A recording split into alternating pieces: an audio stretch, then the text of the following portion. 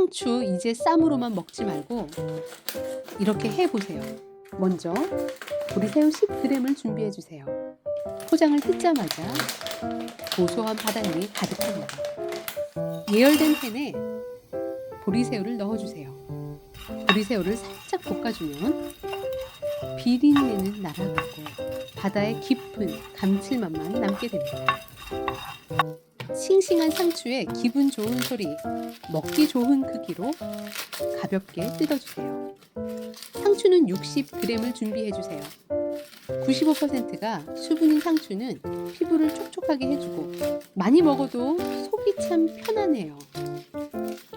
튀김가루 30g을 눈 내리듯 살살 뿌려 상추 사이사이에 가볍게 입혀주세요.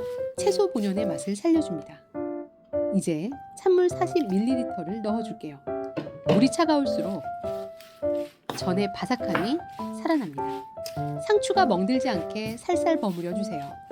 상추에 숨이 살아있어야 더 맛있거든요.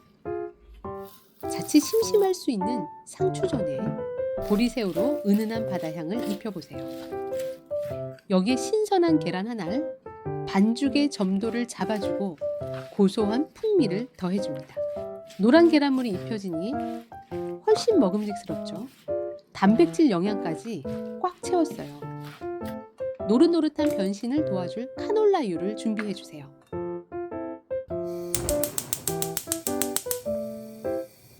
팬에 닿자마자 퍼지는 고소한 향, 상추전의 변신이 시작되는 순간이에요.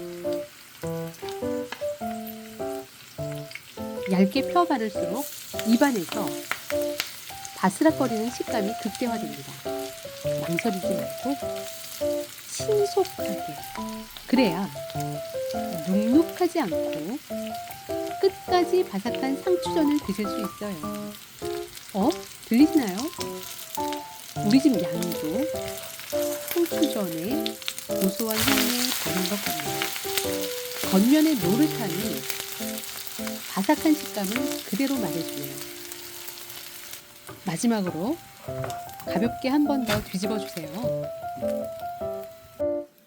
정성을 담아 접시에 정갈하게 옮겨줍니다.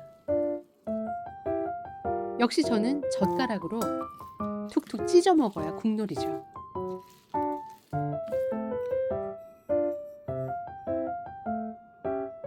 맛있게 드시고 행복하세요.